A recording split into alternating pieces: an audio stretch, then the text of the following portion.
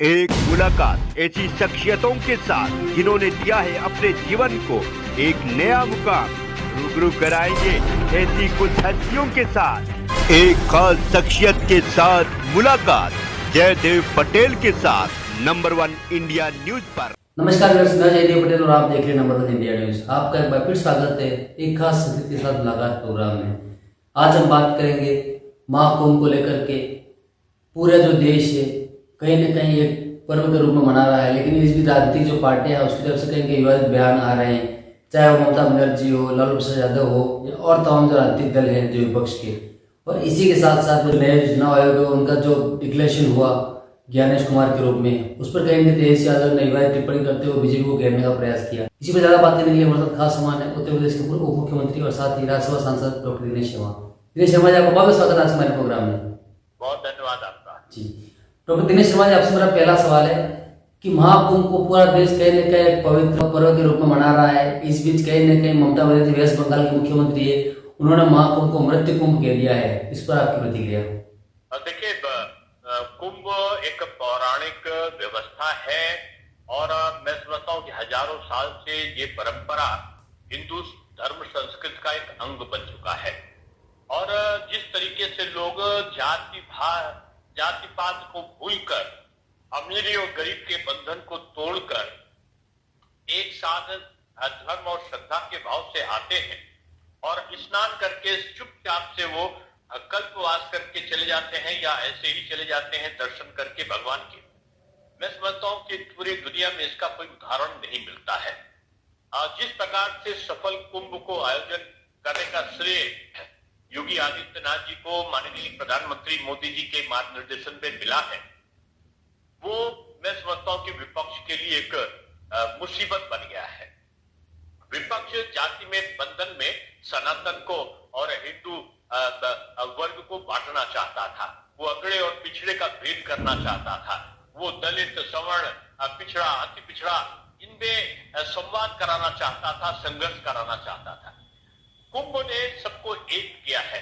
जिस प्रकार से आज केवट की व्यवस्था करते हैं और पंडित जी मंत्र पढ़ते हैं, दलित बंधु एक साथ जाकर पूजन अर्चन करते हैं, ये भारत की संस्कृति का जो अनुपम स्वरूप है, ये विपक्ष को, ये सपा, ये तृणमूल, ये कांग्रेस, इन सब को सुहा नहीं रहा है और शायद इसीलिए वो अनर्गल प्रलाप कर रहे हैं। लालू जी कहते हैं फ्लॉप है, अखिलेश जी पहले कहते थे कि भीड़ नहीं आ रही, ट्रेन खाली आ रही है, अब कह रहे हैं कि ट्रेन की छतों तक पे बैठकर क्यों आ रहे लोग, अब वो कहते हैं कि लोग पैदल क्यों आ रहे हैं। उनको हिंदू धर्म और संस्कृति का ज्ञान नहीं है कि लोग शिवरात्रि में भी शंकर जी को जल चढ़ाने के लिए जब आते हैं तो वो शिव भक्त हजारों किलोमीटर की, सैकड़ों किलोमीटर की पद यात्रा नंगे पैर चलकर वो पूरा करते हैं। ये धर्म और आस्था का प्रश्न है।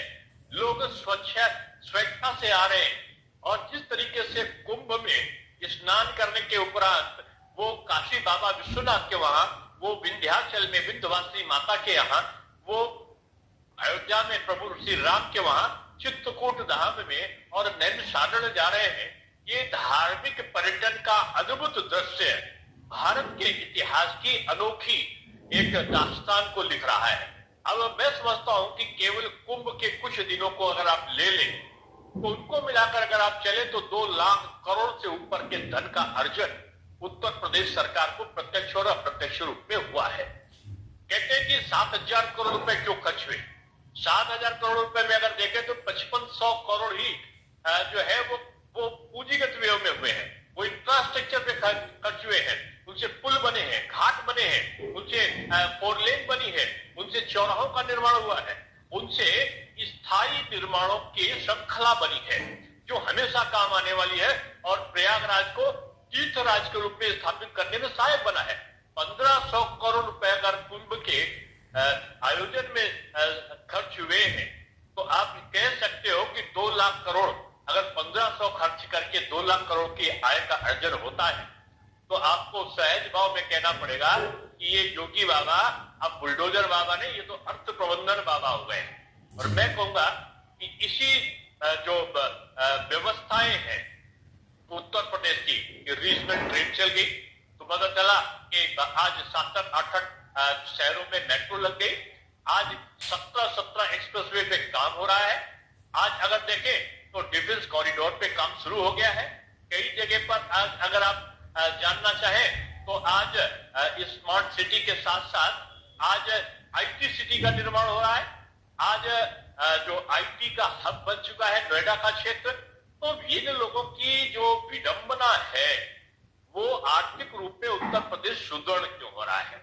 योगी जी और मोदी जी का समन्वय का जो भाव है, लोगों को एकत्र कैसे कर रहा है, ये विपक्ष का दर्द है। तो ये दर्द उनको होता रहेगा। ममता जी को ये मृत्यु कुंभ दिखता है, अखिलेश जी को ये बेकार की चीज दिखता है जहां भीड़ नहीं आ रही है, और ये जो है लालू यादव को फालतू दिखता है।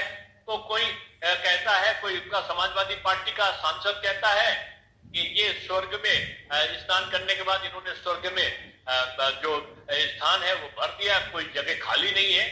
मैं समझता हूं ऐसा अनर्गल प्रलाप करने वाले लोग की मानसिकता योगी जी और मोदी जी विरोधी नहीं है, बीजेपी विरोधी नहीं है। इनकी मानसिकता जो है वो सपा की, तृणमूल कांग्रेस की या अन्य की जो व्यवस्था है वो निश्चित रूप में जो है वो सनातन विरोधी है, और वो एक तरीके से देखा जाए तो वो कुंभ विरोधी और भारतीय संस्कृति की विरोधी है। जी डॉक्टर दिनेश शर्मा जी, हाल ही में जिस प्रकार से मुख्य चुनाव आयुक्त के रूप में ज्ञानेश कुमार की जो नियुक्ति हुई उसको लेकर तेजस्वी यादव का बयान सामने आया। उन्होंने भाजपा को घेरते हुए कहीं न कहीं चुनाव आयोग को भाजपा के चेयर्स लीडर के रूप में करार दिया है। इसको आप कैसे देखते हैं? अब देखिए, उनको हर चीज में अगर खराबी दिखती है तो ये उनका दोष है। आप जानते हैं कि मुख्य चुनाव आयोग की नियुक्ति में नेता प्रतिपक्ष भी शामिल होते हैं और जुडिशरी के भी लोग शामिल होते हैं। सामूहिक निर्णय के आधार पर उनकी नियुक्ति होती है, और सामूहिक निर्णय के आधार पर सर्वानुमति से ये नियुक्ति हुई है। इसका स्वागत करना चाहिए। अपनी हार को दूसरी नियुक्तियों के साथ में जोड़कर अनर्गल प्रलाप से बचना चाहिए। जी डॉक्टर दिनेश शर्मा जी, आरएसएस प्रमुख मोहन भागवत पश्चिम बंगाल दौरे पर थे। उन्होंने वहां पर कहा कहीं न कहीं हिंदू जो समाज है वही उत्तरदायी समाज है भारत का। इसको लेकर भी कांग्रेस आपत्ति जताते हैं। ये कहा कि इस प्रकार का जो बयान है वो कहीं न कहीं एकता है और अखंडता भारत की जो है उसको प्रभावित करने का और इश्यूज रेज करने का काम करती है। देखिए, भारत की जो समग्र संस्कृति है वो सनातन की संस्कृति है, और सनातन की संस्कृति में कहते हैं सर्वे भवन्तु सुखिनः, यानी सबके सुख में मेरा सुख है। जो हिंदू है वो सबके सुख में अपना सुख देखता है। ये तो सार्वभौमिक सत्य है, और इस सत्य को आदरणीय पूज्य सर संचालक जी ने अगर कहा है तो उसमें असत्य का भाव कहाँ है? जी दिनेश शर्मा जी, आपने हमारे लिए समय निकाला, उसके लिए आपको बहुत बहुत धन्यवाद। आभार आपका।